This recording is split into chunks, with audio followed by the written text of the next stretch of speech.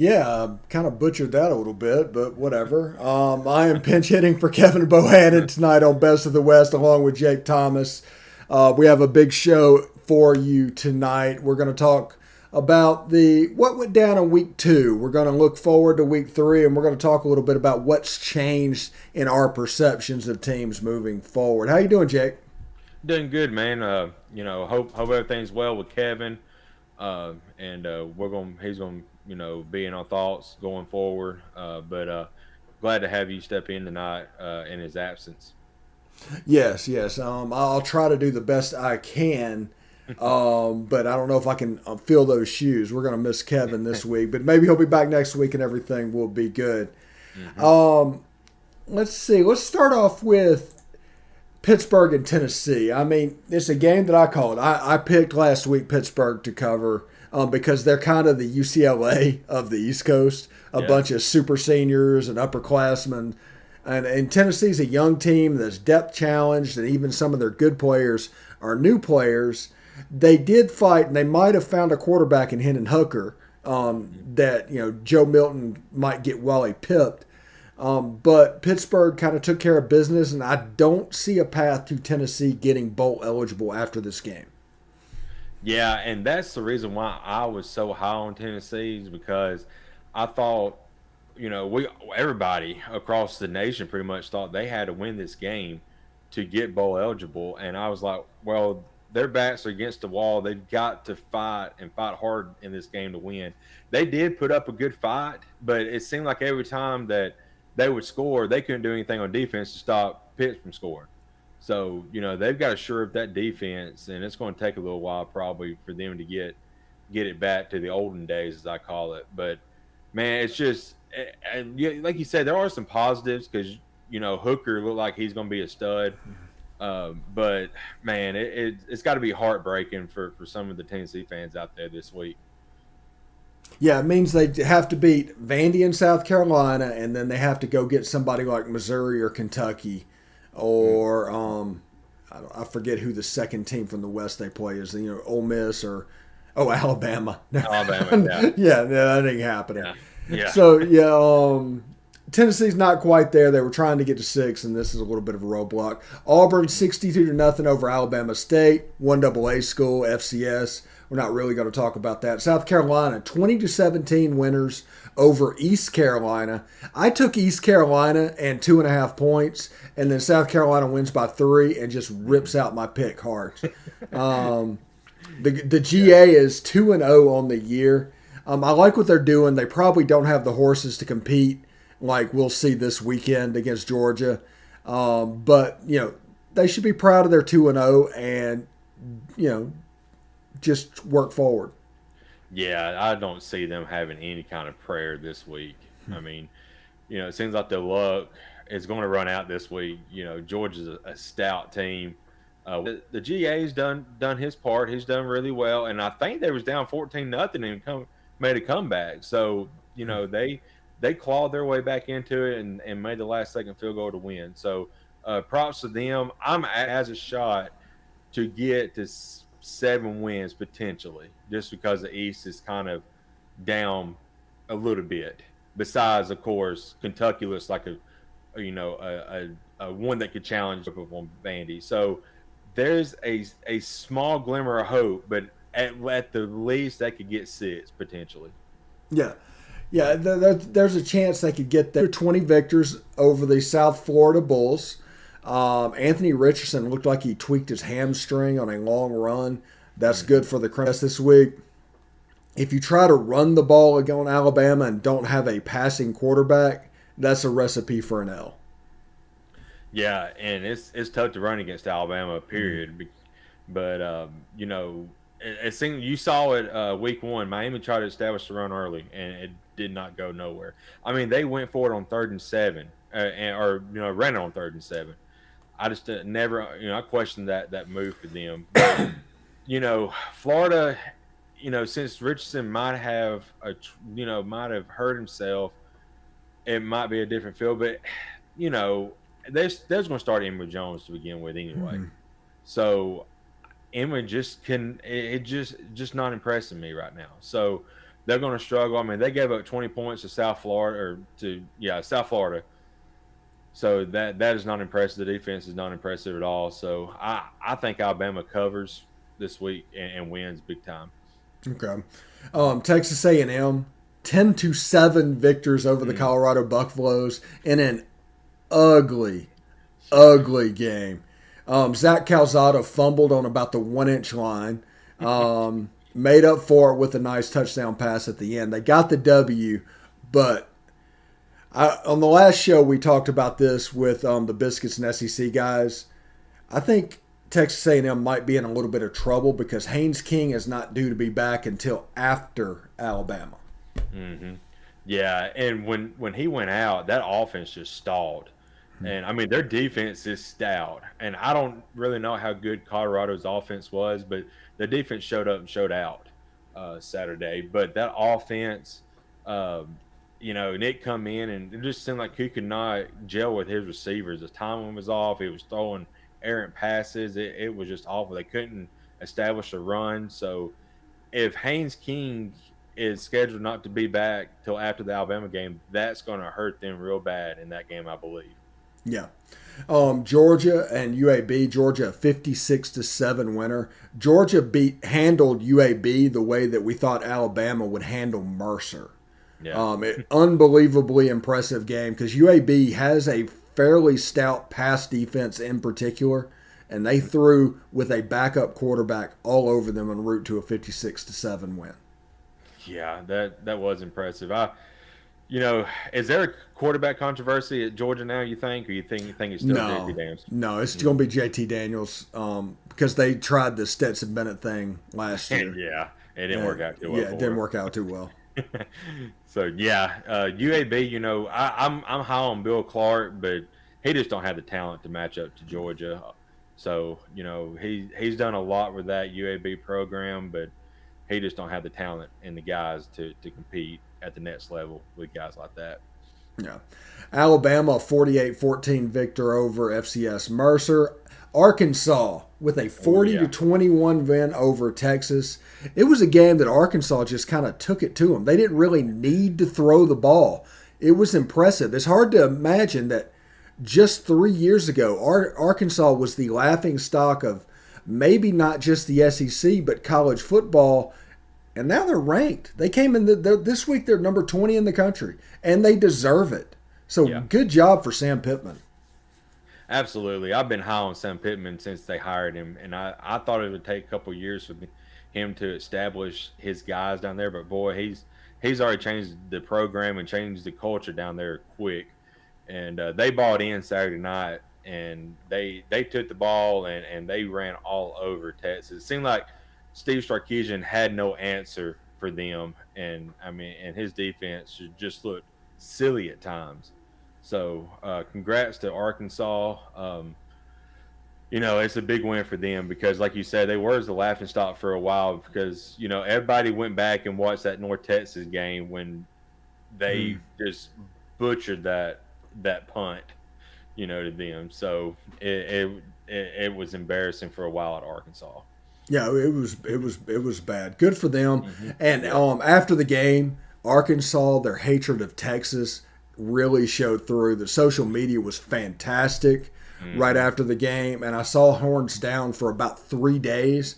Now, I question whenever we look ahead to week 3, whether that they're favored by 23 points, whether they're going to be able to cover that.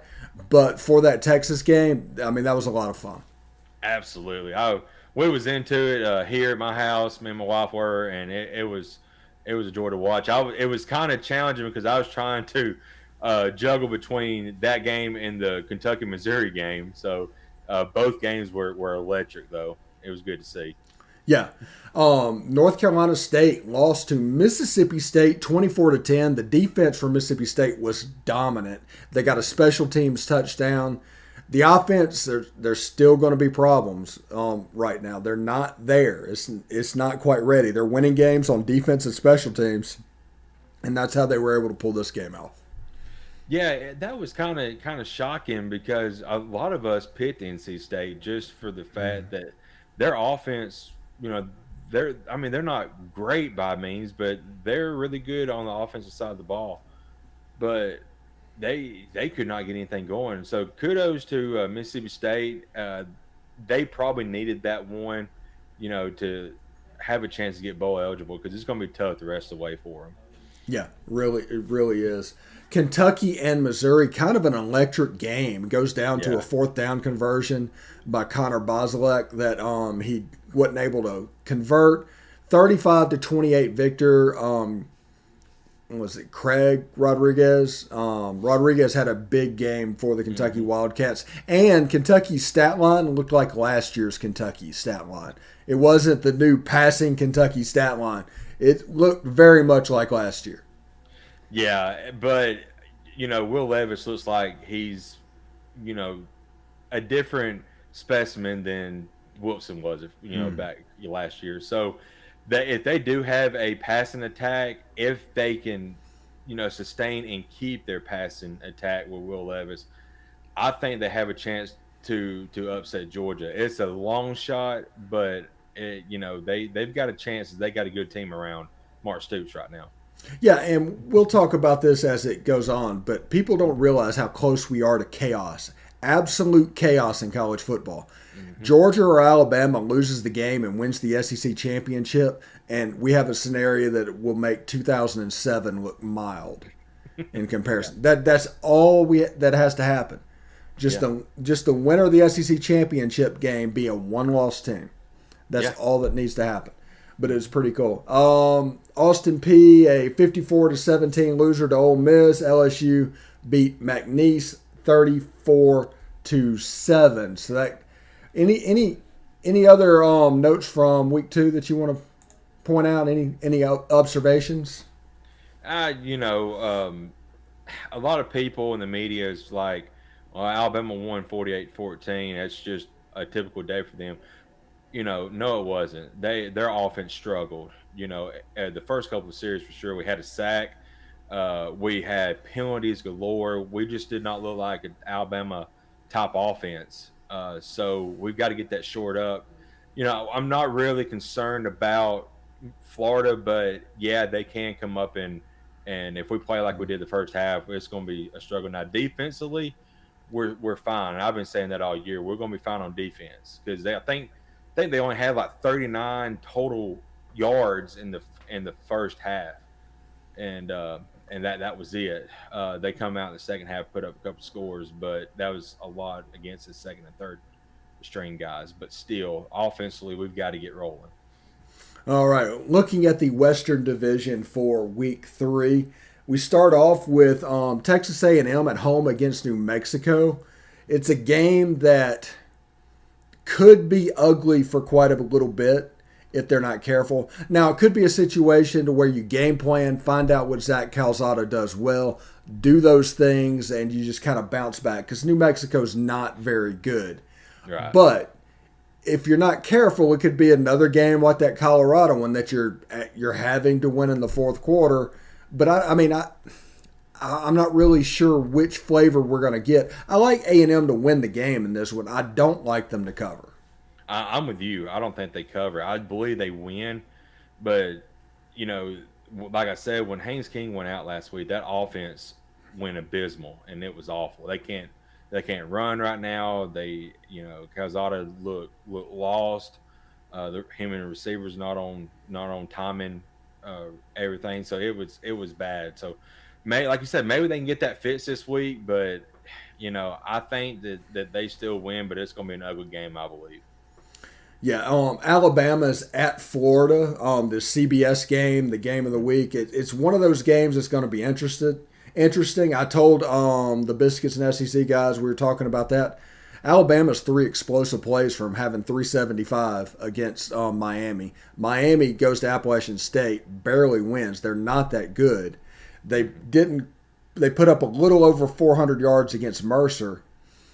I don't know without explosives if the offense is quite as good as everybody nationally is predicting. Now, it's still 4 and 5 stars all over the field. I'm not saying it's not. I'm just saying there's still some questions on that side of the ball. Oh, yeah. It's all about timing. It's all about gelling together. Like I said, we had an early sack. The offensive line, we're still tinkering it a little bit. Jamison Williams last week, he had that unsportsmanlike conduct, which was a bonehead play. He got it's just mental things that got to get fixed up. But you know, Alabama needed a game like that because Saban talked about all week how practice was awful. So he's got bullet points this week to go after. And like he said after the game Saturday, if Alabama don't, if they don't have a good week in practice and they come out like they did against Mercer, they're gonna get shook. So he's got that to preach with the guys this week. Yeah, it should be interesting. I'm going to watch that game, and I'm just curious of what Alabama's going to do.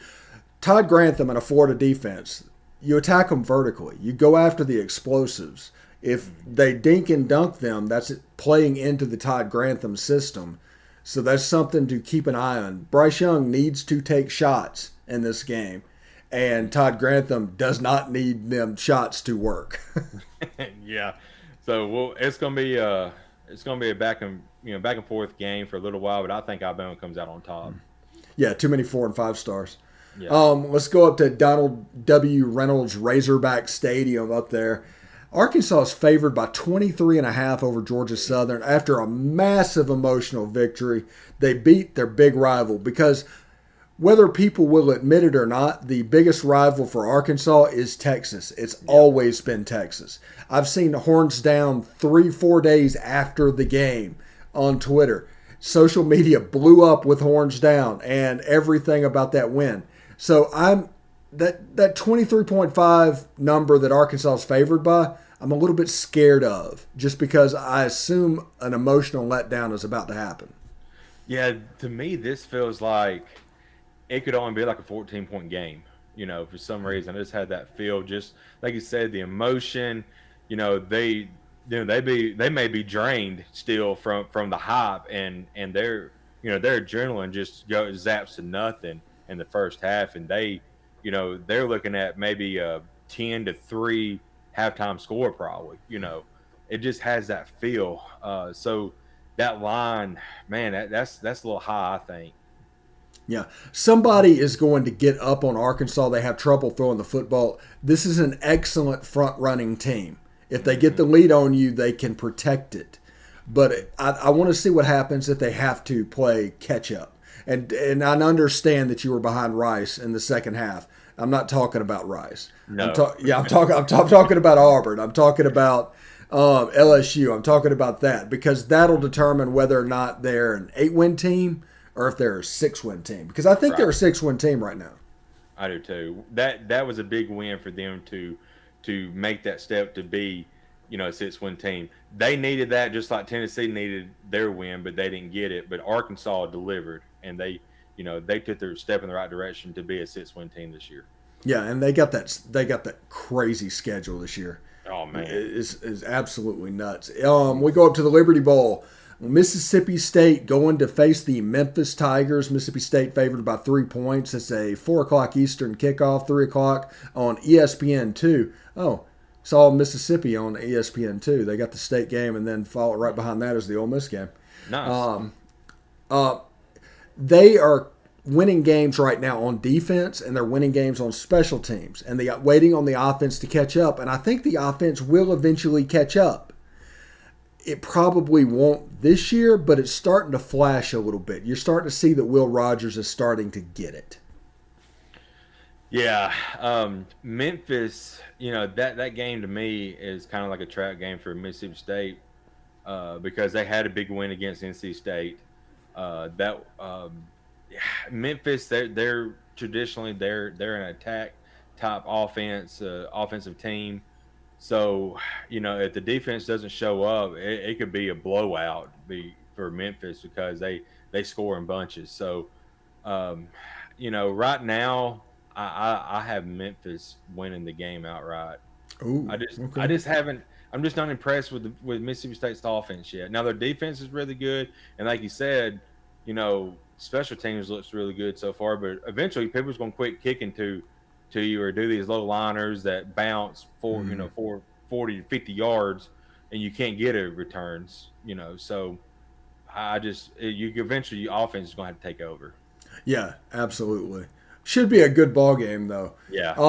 Auburn is up in Happy Valley, and College Station or College Park or State College, Pennsylvania. That's what it's Yeah, called. State State College, College. Yeah. Pennsylvania, to take on the Penn State Nittany Lions. Penn State is a 6-point favorite. It's going to be on ABC. It's the night game. It's a whiteout. And what Bo Nix is about to discover is how much the SEC on his helmet, how much teams get up for that. Because this is a normal game that if Auburn was playing a 10th ranked LSU or Auburn was playing a 10th ranked Georgia or whoever, you would look at this game and it would be fairly, but Auburn would have the emotional upper hand. That is not going to be the case Saturday night. No, I think this is about to be a rout. Penn State's defense looks legit this year. They held Wisconsin to 10 points, I believe. I mean, their defense looks really good. So that crowd is going to be electric. It's a whiteout. I mean, all the momentum is going to be for Penn State, and Bo Nix, historically is not that good on the road. So if he's not at Jordan Hare, he's not that good. So you got to give Tank and let Tank run, and hoping he finds some holes if you're gonna have a chance. Because if you lean on Bo Nix this week, you're gonna lose, and you're gonna lose bad. Yeah, and Mike Bobo's old style football system, because let's not mistake, he's doing things that were done in 2004 and 1997. That's what Auburn's offense is. It's to be a little bit different than everybody else by being old school football. Well, you're playing the exact wrong team from the exact wrong conference to run that system. Right. Yeah. It has the potential to get ugly, I think. Yeah, I'm interested because they beat up on some weaker teams. Right. I want to see what they can do now that this is kind of set up that way, and they've got Penn State this week.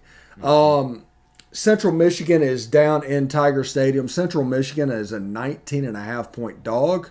They were only 14 points to Mizzou and covered, by the way, earlier this year. They're a pretty good football team. I don't know why. I think 2019 is the reason that they're getting so much love when it comes to these lines, but this isn't 2019. This feels like free money. Yeah, it does. So that's going to be a good game. My audio cut out. Which one are you talking about? Central Michigan and LSU. Yeah. That's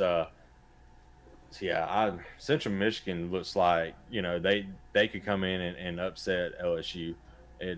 So 14 points. Yeah, give me Central Michigan all day. Yeah, it's going to be interesting to see. And then we close out with Tulane going to Oxford to face the Ole Miss Rebels. If Ole Miss needs to win this game, Tulane is good enough to beat Ole Miss.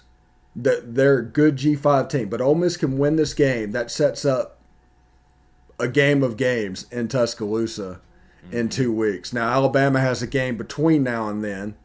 Ole Miss has a week off going into the Alabama game, and Matt Corral just looks like the best quarterback in the country. Dude, Matt Corral is killing it right now. He looked really good the other night.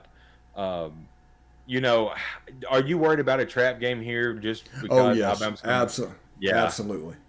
And that line is what, 14? Yeah, Ole Miss by 14. Yeah, man. The over under is 75.5. Wow. Yeah. Man, yeah. Dang.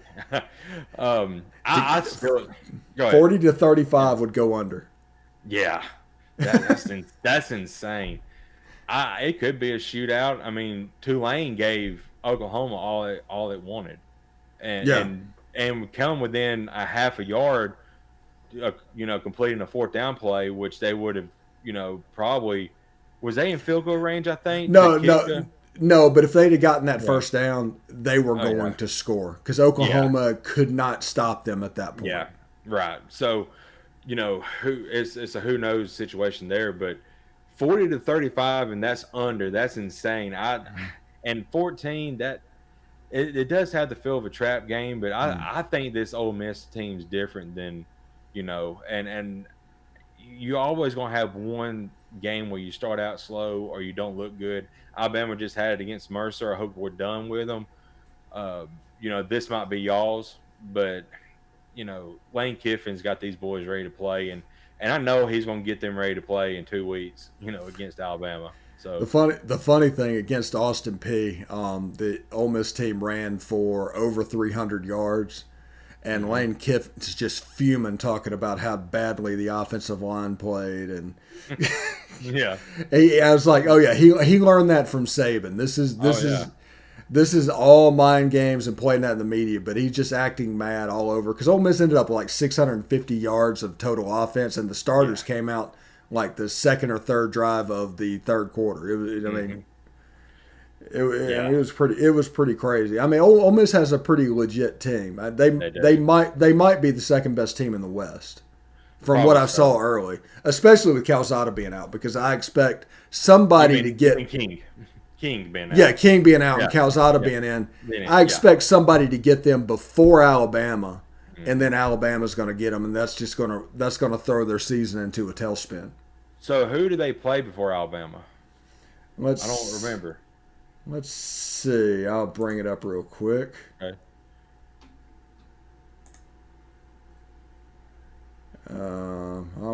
I'm at Aggie Yell. It just took me to Aggie Yell. 1 second. You good? They've got Arkansas and Mississippi State. Arkansas can get them. Arkansas can absolutely get them. That's the 3:30 game on Yeah. CBS. Arkansas can get them. Mississippi State, that'd be a good game now since, Haynes is out. But That could end up being like a 10-7 game. And what's with all these low scores in college football this year? It's absolutely nuts, except for Ole Miss. oh yeah, yeah, it's crazy. It's nuts.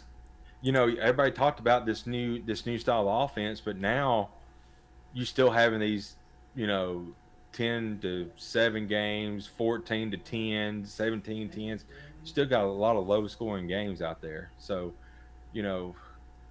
I'm still a firm believer that defense still wins championships. So, that's just my opinion. I believe it only takes a good defense one stop on we saw it last year with Ole Miss. We finally got a stop, and y'all kicked the field goal, and it was it.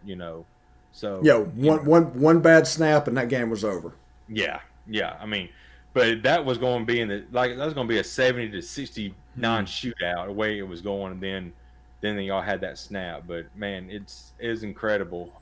But yeah, Arkansas can sneak up on A&M, and Mississippi State has the potential to. So they could lose 3 or 4 games now until potentially before King gets back. All right, and before we get out of here, let's talk about for a second what has changed. What has changed with our perspectives with SEC football this year? I know we had an idea of what all this would look like, but what through 2 weeks has changed? To me, not much, honestly. I still think, I talked about Alabama's offense is going to take a few games to get rolling, and it showed it. It kind of makes me wonder. Like you said, Miami game, they look really good, but then Miami struggled against App State. So that kind of makes you wonder really how good the offense is. Defensively, we're fine. Just got to quit getting injuries. I've also said that Kentucky would be second in the East, and they took second spot to, the other night when they beat Missouri. They just got to beat Florida, and right now I think they're better than Florida just because I'm not sold on Emily Jones. Georgia looks like they're the walking dog on the eastern side, which they have been for a while. Depending on how the game against Ole Miss and Alabama goes, you're going to have either Ole Miss and Georgia in the SEC championship game, or you're going to have Alabama and Georgia. And it's very possible that they're both undefeated going in, which means the loser can still get that 4th place spot in the playoffs, potentially. Yeah, it looks like an interesting season in college football. I think Texas A&M, the big change that's happened is they went from the obvious number 2 in the West to maybe somewhere in 3 and 4. They're stacked at the other 21 position. They look like Alabama, honestly, at the other 21 positions. The problem is just that quarterback position now, right? And that's going to jump up and bite them because other teams have that solved. Arkansas is better than I thought they'd be. They're running, they're doing the Kendall Briles thing. I mean, Ole Miss and Arkansas are mirror images of each other right now. Ole Miss might just has a little bit better quarterback play, and that is why they're probably separating. But that's that rematch of that disaster game in Fayetteville. That's coming up in October. I want to see a Manning cast of Ole Miss versus Tennessee. I want to see that desperately. And I'm ready for Ole Miss and Alabama, but we have to get past this game first. You have to get past Tulane first because Tulane's good enough to beat us if we're sloppy and have penalties. No, they're absolutely good enough to beat us. Yeah, I'm looking forward to that game. Like you said, Tulane's a really good team, and if they would have just converted that fourth down, they would have took down Oklahoma. So they don't sleep on Tulane. They can sneak up on you, and like you said, penalties, unforced errors, stuff like that. If Ole Miss does that early, you could be losing at halftime potentially. So you gotta be careful there. I'm still wanting to see really where it all places out on the West.